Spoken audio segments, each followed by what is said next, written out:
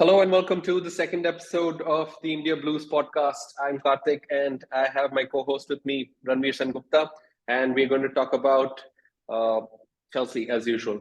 We're going to talk about the first two friendlies and what a start it has been. After a long time, Yeah, I'm seeing such a good start, such a positive start to a season. 9 goals in yeah, 2 games, and Pochettino has yeah, really started implementing an attacking style of football. And I feel yeah. that direct football has been implemented. We're not passing it around for passing it around sake. We're direct. Our midfielders are passing the ball to our strikers very quickly, and our strikers are also responding with goals. I mean, the link-up play has been phenomenal. I think uh, and it's so refreshing to see the ball being played through the middle, and amazing to see that our strikers are involved in the game. It's not like uh, the past few seasons where the strikers have been starved of passes. Yeah. Njunku has been getting passes through the middle, and Jackson has been linking up brilliantly with everyone, bringing Mudryk and Matson and everyone into the game. It's been phenomenal to watch.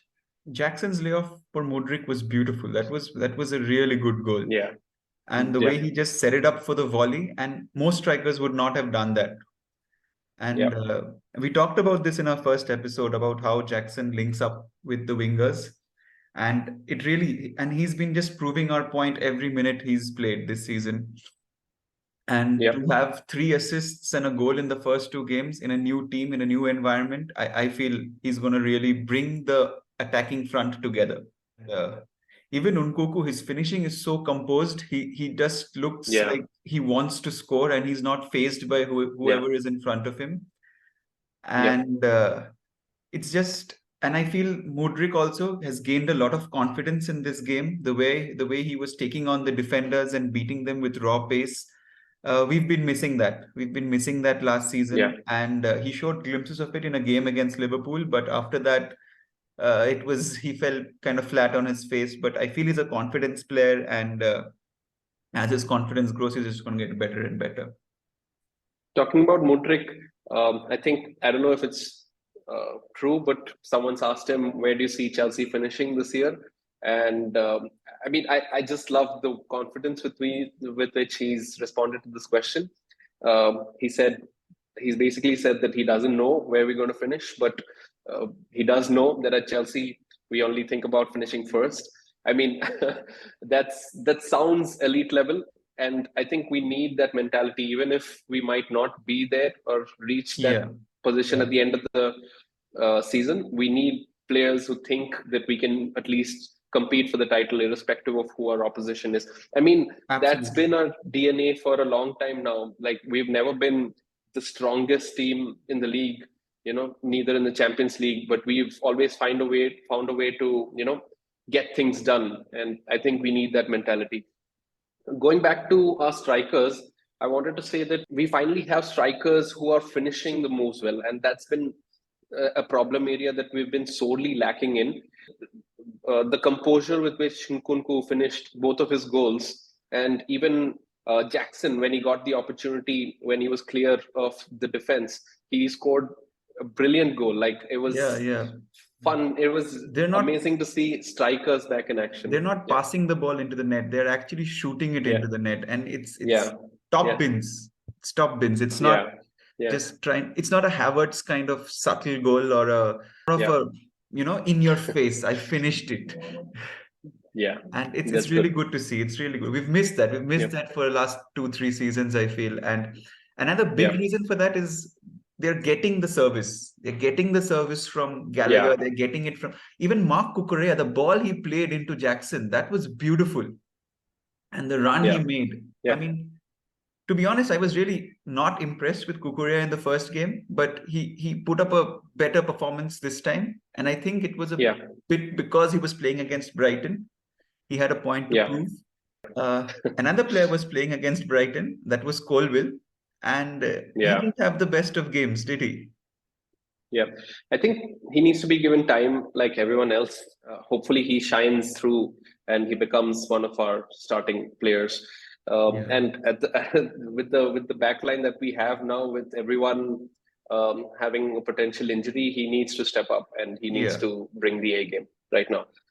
Speaking of the Brighton Chelsea rivalry, what have you got to say about that?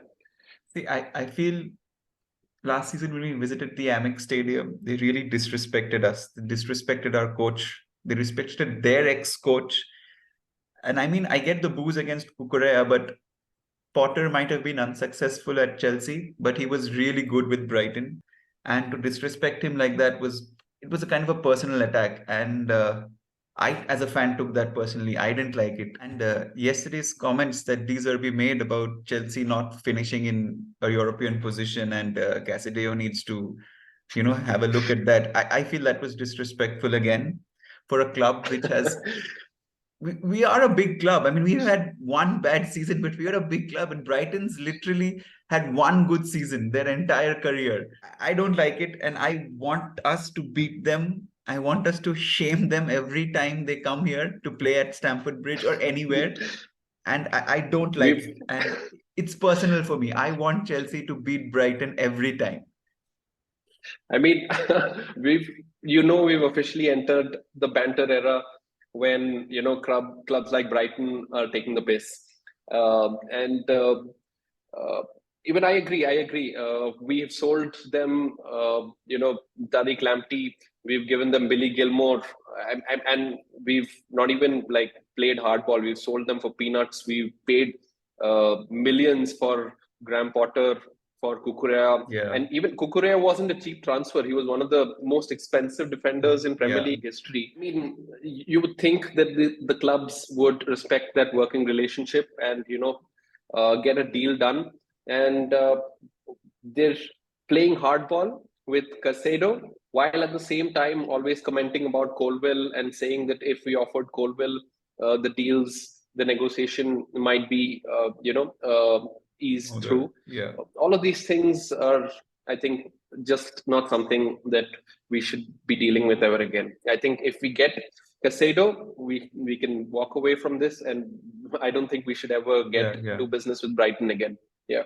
We shouldn't do business, and we should beat the living hell out of them every single game. There should be no mercy.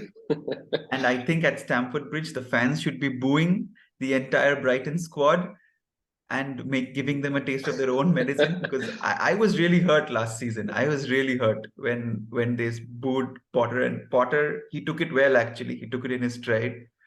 But that was disrespectful. And even Zerbi's comments yesterday I felt were disrespectful. It was uncalled for. It was not needed. I mean, Poch has responded stating that he is going to stay, and he is our player for sure. So I hope that's that.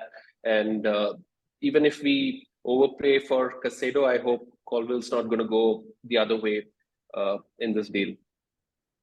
So we've talked about a few positives in our attacking, but we did concede 3 goals today. We didn't concede any against Wrexham, but they're Wrexham. So our defense was a bit shaky today. So who do you feel is the weakest link in that back line? So I definitely think the weakest link is still Kepa. His positioning is not great. He's not convincing when it comes to calling the shots at the back, organizing his back line, and he should be making saves. I mean, he should at least be attempting a save in some circumstances where he just gets caught on the back foot and he doesn't even move, and that's just not inspiring to watch. We've had keepers in the past who made a difference.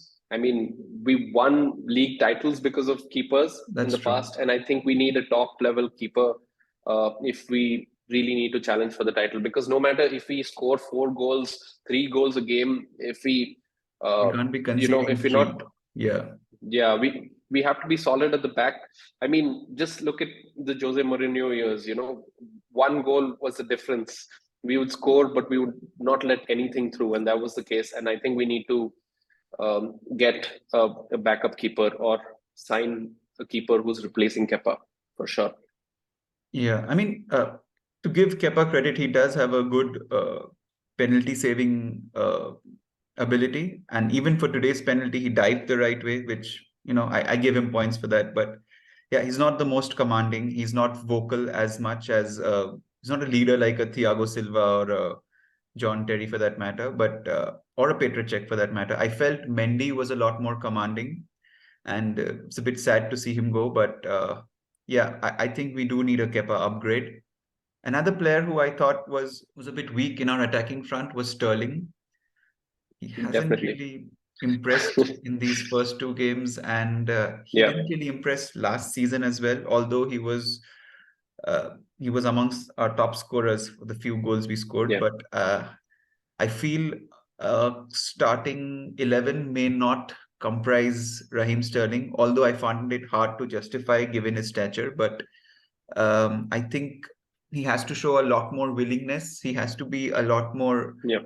physical, is to get into it. And his defensive work rate is also not that great. If you see, most of Brighton's attacks were coming down his flank, and Gusto was not getting the support he needed. Gallagher put in a good shift supporting that side, but I feel Raheem Sterling does need to pull his socks up a bit.